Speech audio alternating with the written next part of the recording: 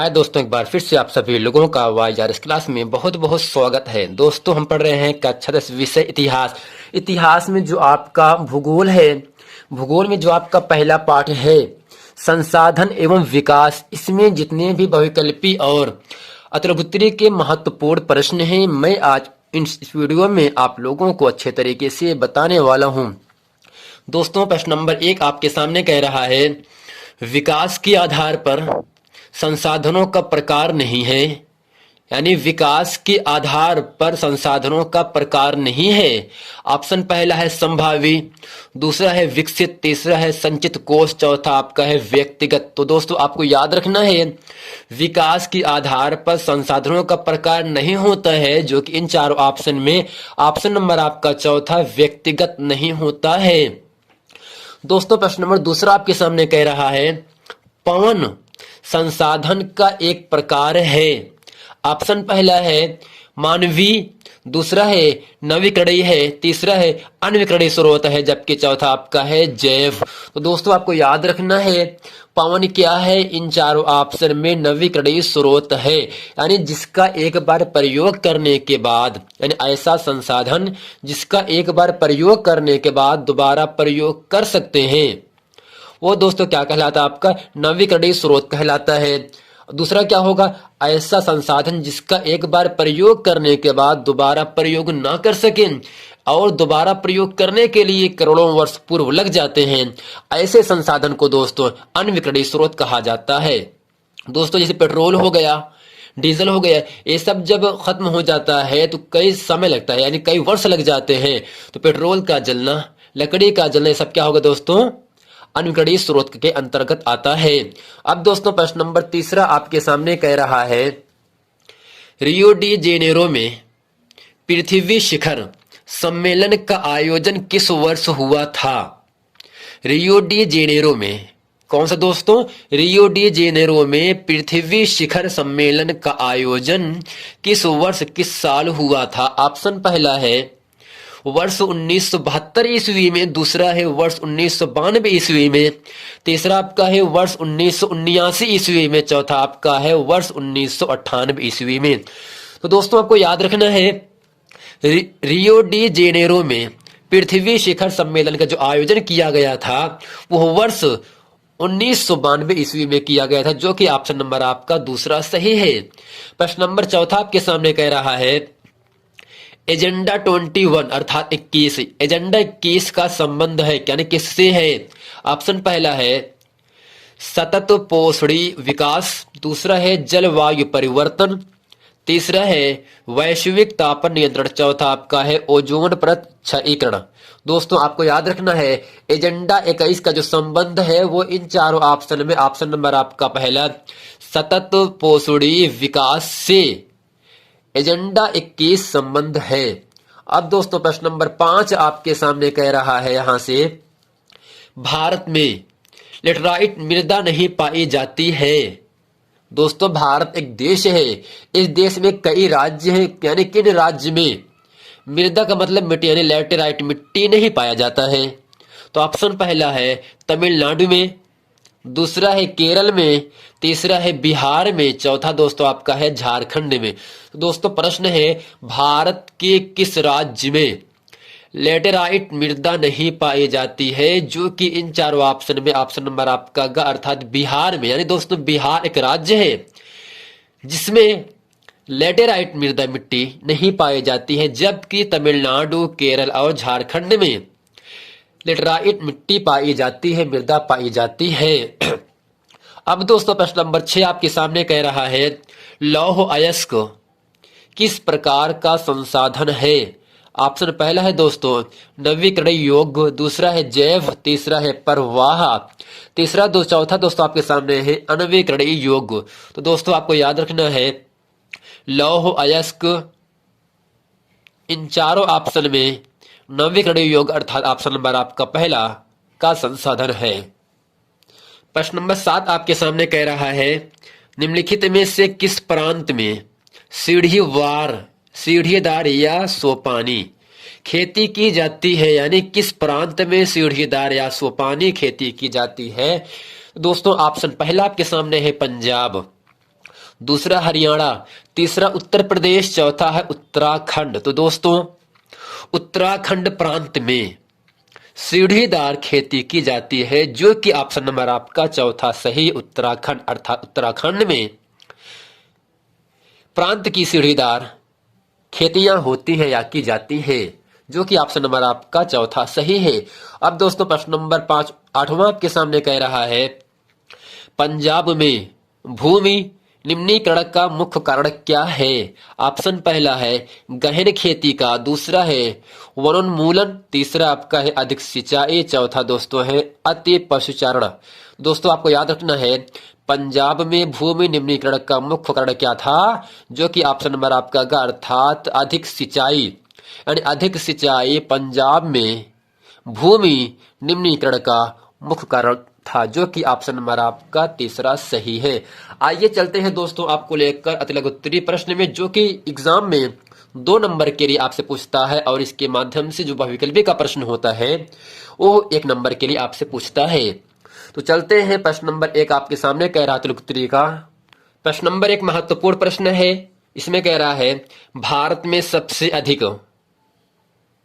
भारत में इंडिया में हिंदुस्तान में सबसे अधिक कौन सी मिट्टी पाई जाती है? इसका निर्माण किस प्रकार हुआ, यानी भारत देश में कौन सी मिट्टी पाई जाती है और वह मिट्टी किस प्रकार बनती है। दोस्तों निर्माण का मतलब होता है बनना। दोस्तों इसके उत्तर में लिखेंगे भारत में सबसे अधिक जलोढ़ मिट्टी पाई जाती है। कौन सी दोस्तों? जलोढ़ मिट्टी पाई जाती है। इसका निर्माण नदियों द्वारा लाए गए अवसादों से हुआ है। यह बहुत अधिक उपजाऊ तथा गहन कृषि योग्य होती, यानी दोस्तों जो आपका जलोढ़ मिट्टी होता है, इस मिट्टी से बहुत अधिक मात्रा में उपजाऊ और गहन कृषि होती है। अब दोस्तों प्रश्न नंबर 3 आपके सामने कह रहा है, जो कि महत्वपूर्ण प्रश्न आपके सामने है, किन आधारों पर भारत की मृदाओं को बांटा जा सकता है, यानी किसके आधार पर भारत जो मिट्टियां होती हैं उसको किसके आधार पर हम बांट सकते हैं। दोस्तों इसमें इसके उत्तर में लिखेंगे हम मृदा बनने की प्रक्रिया को, यानी मिट्टी बनने की प्रक्रिया को निर्धारित करने वाले तत्वों, उनके रंग, गहराई, गठन, आयु व रासायनिक और भौगोलिक गुणों के आधार पर भारत की मृदाओं को अनेक प्रकार में बांटा जा सकता है। किस आधार में दोस्तों? उनके रंग के आकार पे, गहराई के संबंध में, गठन, आयु, रासायनिक और भौगोलिक गुणों के आधार पर भारत की मृदाओं को बांटा जा सकता है। अब दोस्तों प्रश्न नंबर 4 आपके सामने कह रहा है, भारत में कौन कौन सी मृदाएं पाई जाती हैं, यानी भारत देश में कौन कौन सी मिट्टी पाई जाती है। दोस्तों मृदाएं का मतलब मिट्टियां होती हैं। तो इसके उत्तर में लिखेंगे भारत में जलोढ़ मृदा, यानी जलोढ़ मिट्टी, काली मृदा, काली मिट्टी, लाल व पीली मृदा, लेटराइट मृदा, मरुस्थलीय मृदा और वन मृदा पाई जाती। यानी दोस्तों भारत देश में जलोढ़ मिट्टी पाई जाती है, काली मिट्टी, लाल मिट्टी, पीली मिट्टी, लेटराइट मिट्टी, मरुस्थलीय मिट्टी और वन मिट्टी पाई जाती है। अब दोस्तों प्रश्न नंबर 5 आपके सामने कह रहा है, जो कि महत्वपूर्ण प्रश्न है, चादर अपरदन किसे कहते हैं? चादर अपरदन किसे कहते हैं? तो दोस्तों इसके उत्तर में लिखेंगे कई बार जल विस्तृत क्षेत्र को ढके हुए ढाल के साथ, कई बार जल यानी पानी, विस्तृत यानी बहुत बड़े क्षेत्र में, कई बार जल विस्तृत क्षेत्र को ढके हुए ढाल के साथ नीचे की ओर बहता है। ऐसी स्थिति में इस क्षेत्र की ऊपरी मृदा घुल कर, यानी ऊपर जो मिट्टी होती है घुल कर जल के साथ बह जाती है, उससे चादर अपरदन कहा जाता है। यानी दोस्तों कई बार जब वर्षा होती है, जब बारिश होती है, बारिश होने के समय जो मिट्टी के जो ऊपरी परत होता है वो पानी के माध्यम से घुल करके पानी के साथ बह जाता है। तो इस अगर पानी के साथ बह जा रहा है, इसे हम कहते क्या है? चादर अपरदन कहा जाता है, यानी चादर अपरदन कहते हैं। अब दोस्तों प्रश्न नंबर 6 आपके सामने कह रहा है, पवन अपरदन किसे कहते हैं? तो इसमें लिखेंगे पवन द्वारा, दोस्तों पवन का मतलब होता है वायु हवा, वायु हवा समीर। पवन द्वारा, हवा के द्वारा मैदान अथवा ढालू क्षेत्र से, ढालू का मतलब दोस्तों ढलान, यानी पवन द्वारा मैदान अथवा ढालू क्षेत्र से मृदा को उड़ा ले जाने की प्रक्रिया को पवन अपर्दन कहा जाता है। यानी दोस्तों हवा के माध्यम से जो ढाल स्थान होता है उनमें जो मृदाएं होती हैं, जो मिट्टियां होती हैं, अगर वो उड़ जा रही हैं तो इस प्रक्रिया को हम क्या कहते हैं दोस्तों, पवन अपर्दन कहा जाता है। यानी दोस्तों हवा के द्वारा मैदान अथवा ढालू क्षेत्र से मृदा को उड़ा ले जाने की जो प्रक्रियाएं होती हैं उन प्रक्रियाओं को हम कहते हैं पवन अपर्दन कहा जाता है। अब दोस्तों प्रश्न नंबर 7वां आपके सामने कह रहा है मृदा, वन मृदा की दो विशेषताएं बताइए। दोस्तों वन मृदा का मतलब, वन माने जंगल होता है, मृदा का मतलब मिट्टी होता है, यानी वन के जो जंगलों की जो मिट्टियां होती हैं उनकी विशेषता आपको बताना है। तो इसके उत्तर में लिखेंगे वन मृदा की दो विशेषताएं निम्नलिखित हैं। पहला आपके सामने है नदी घाटियों में ये मृदाएं दोमट और सिल्टदार होती हैं, परंतु ऊपरी ढालों पर इनका गठन मोटे कणों का होता है।